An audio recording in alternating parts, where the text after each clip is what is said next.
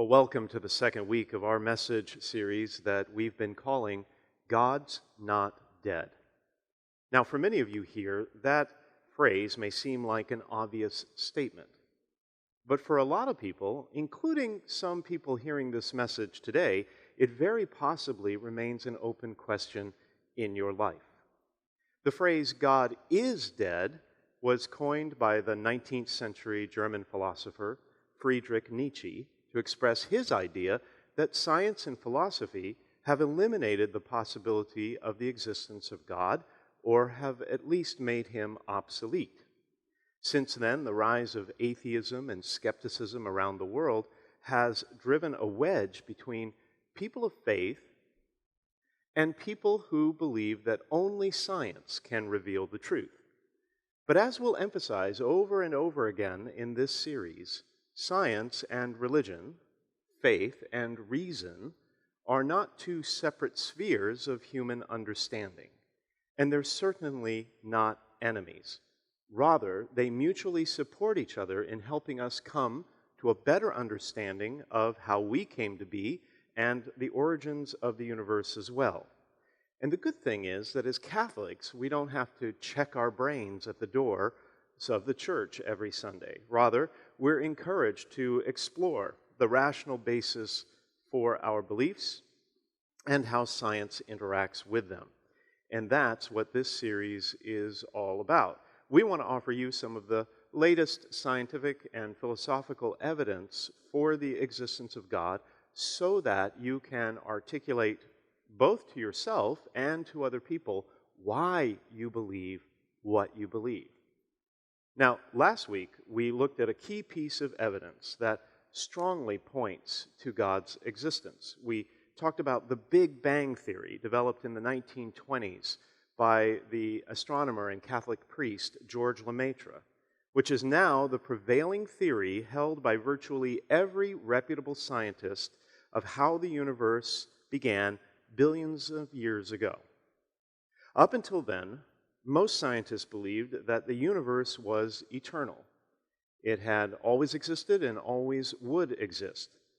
But we now know that about 14 billion years ago, the universe came into being and was filled with light and energy in an incredibly powerful but short explosion called the Big Bang. And if the universe came into existence at a certain point, well, then something had to have caused that, since nothing comes into existence without having a cause. But since time and space were also created by the Big Bang, then whatever caused the universe to exist also caused time and space to exist. And so whatever created that could not have been something that was within time and space. It had to be an entity that stood outside time and space, something that is immaterial and timeless. And the only entity that we know of that is immaterial and timeless and can create time and space is what we know as an intelligent mind, or what we would call God. We also said last week that the universe was uniquely fine-tuned to support life. There are roughly 30 constants that hold the universe together, and adjusting any one of them by even the tiniest amount would make life impossible, which also strongly suggests that the universe was made not only through intelligent design, but was made especially for us. The odds that a life-giving universe came into being spontaneously by random chance are infinitesimally small. It's far more plausible, given what we know about how intelligent beings make intelligent things, that it was designed intelligently by God for us. Now, that was last week's message. In response to this scientific evidence that strongly indicates God's involvement in the creation of the universe, atheists and skeptics frequently point to what they consider to be flaws in nature's design. How could an all-powerful, all-knowing, perfect being like God, they ask, create an imperfect universe with so many inherent defects in it? A truly intelligent mind, like God, they say, would never allow that to happen. Therefore, God does not exist, and the universe was not created by him. Or so the argument goes. Indeed, the many problems in our world that cause human suffering convince many people to become non-believers. But they have a problem. And the problem is that they have to somehow explain how the universe began without a creator. And to do that, they are forced to turn to naturalistic explanations. The most common of these is Charles Darwin's theory of evolution, developed back in 1859. I'm sure you've heard of it. It's taught in virtually every scientific textbook in nearly every school around the world, and has become the prevailing understanding of how all species, including humanity, came to be. And just so we're clear, what Darwin claimed is that all living creatures who have ever lived on the face of the earth came from one single-celled organism, or what's called a common ancestor, that lived long ago, which somehow came into being and then started evolving in very tiny increments over a very, very long period of time, billions of years, into all of the diverse forms of life that are known in the world today. Now, the problem we face as Christians is that many atheists and skeptics argue that Darwinism and evolution unavoidably leads to the conclusion that God does not exist. Indeed, evolution has frequently been used to attack religion, and counterattacks by Christians against evolution have been used by atheists as evidence that we are ignorant fundamentalists opposed to science. But that simply is not true. The Catholic Church has never condemned evolution or Darwin's theory of it. Catholics have always been free either to accept that theory or reject it. And while we obviously cannot agree that the human soul somehow evolved from lower life forms along with the human body, other than that, the Church has never had any objection, difficulty, or problem with the basic idea of evolution.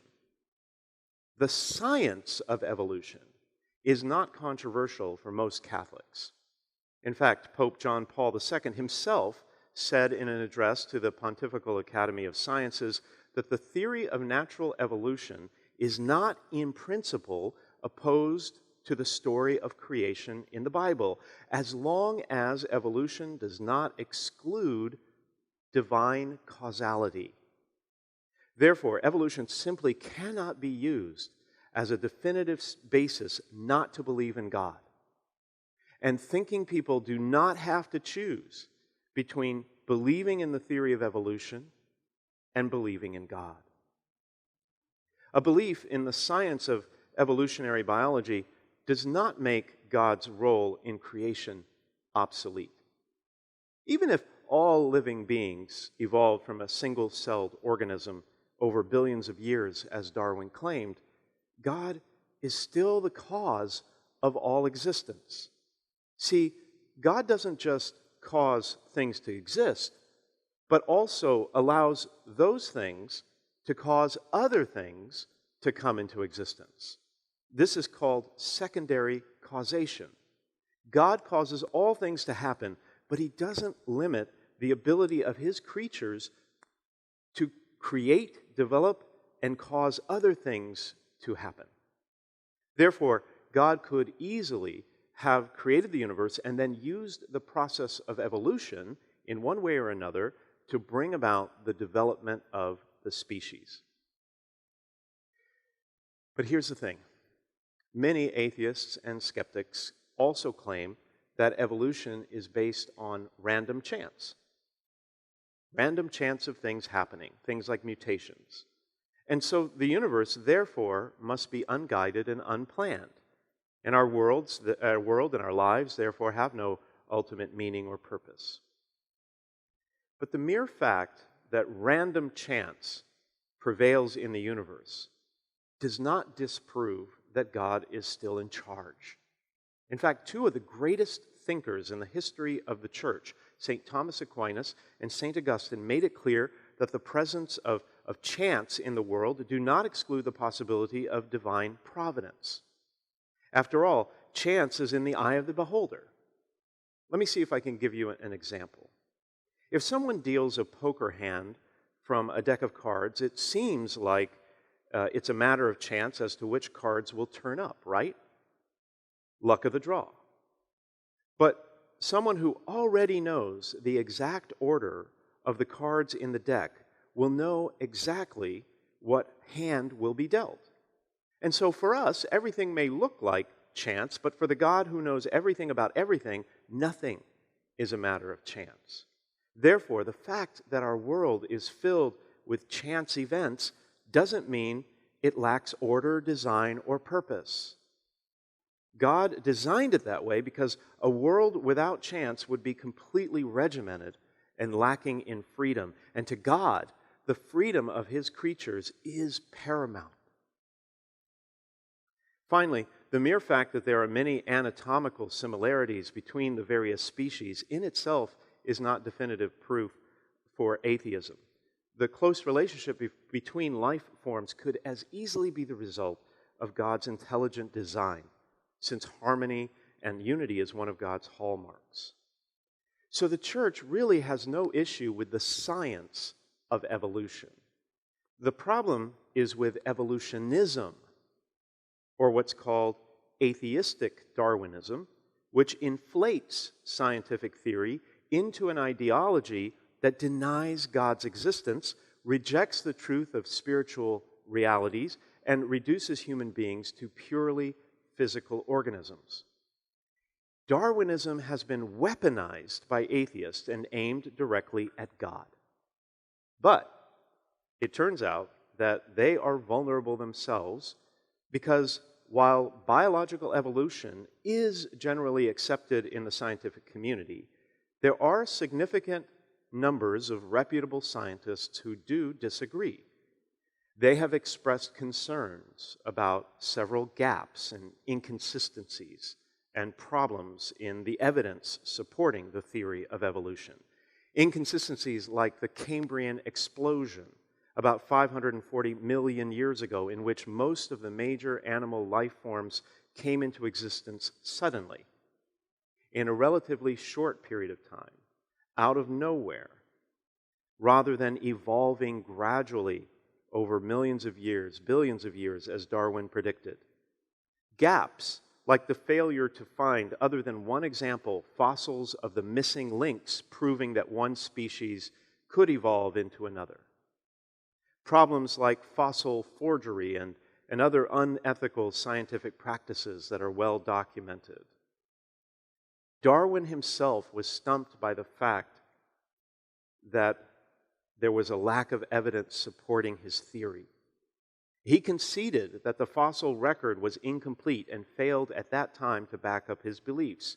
But he just assumed that one day the missing links between the species would be discovered. But with one exception, they never were. And atheists have another problem as well.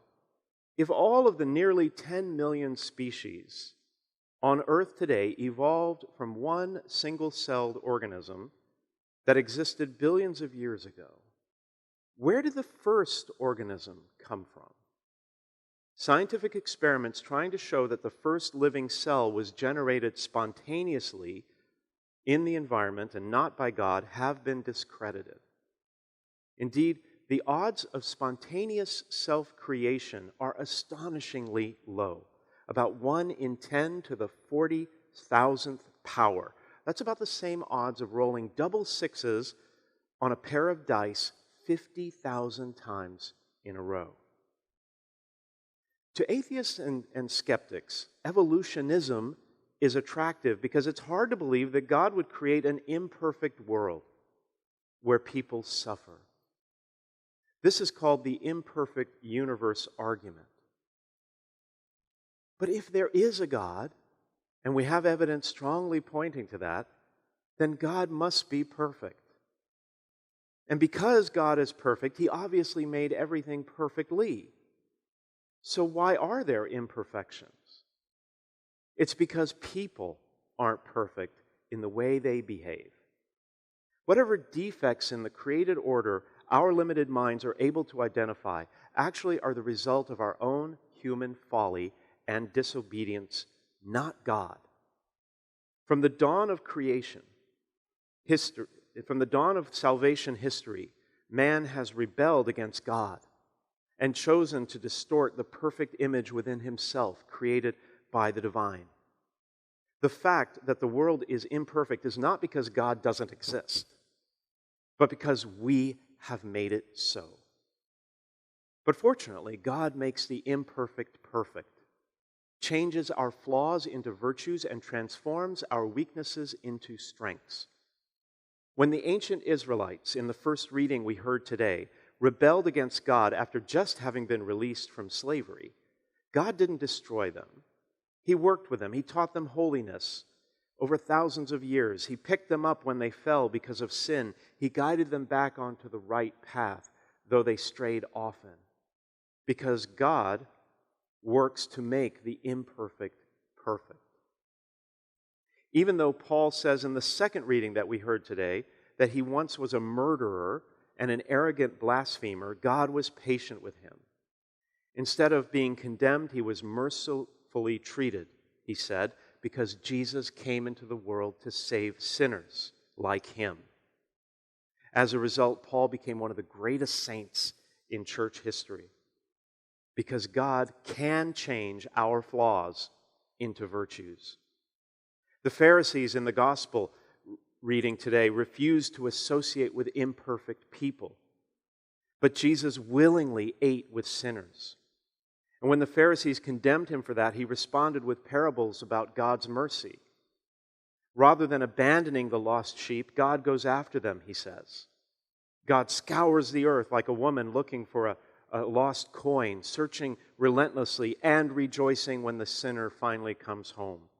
With God, there are no rejects, and the imperfect are never really lost. Jesus loved imperfect people, and so should we. But that's because God transforms our weaknesses into strengths. At the heart of atheistic Darwinism is the belief that man is simply another animal, no more valuable than any other life form. Indeed, the atheist Christopher Hitchens used to address his audiences as my fellow primates. How would you feel if I did that and came out to Mass and said, "The Lord be with you, my fellow primates"? You wouldn't accept that because you know inherently, intuitively, that we are different. And we know it. We are God's masterpieces, and we are made perfectly in His image. Unlike other life forms, we have the ability to reflect on our own existence. We are capable of advanced thought and possess higher intelligence marked by logic and reason. We appreciate aesthetic values of beauty and art, nobility and honor. With our brains designed for language, our hands for complex motor skills, our ability to walk upright for manipulating tools while moving, we have the ability to take the world around us and make new things. No other animal is able to explore so intelligently and manipulate so thoroughly its physical surroundings and environment. We also have an innate sense of morality, and our free will allows us to act beyond our instincts, to make free decisions, to reflect on our actions, and to change course in the future. We are able to collaborate with one another and to form complex cultures that advance over time. And we have a spiritual hunger, a desire for God, and longing for meaning and purpose that no other life form has. What makes the human race magnificent is that we are able to evolve.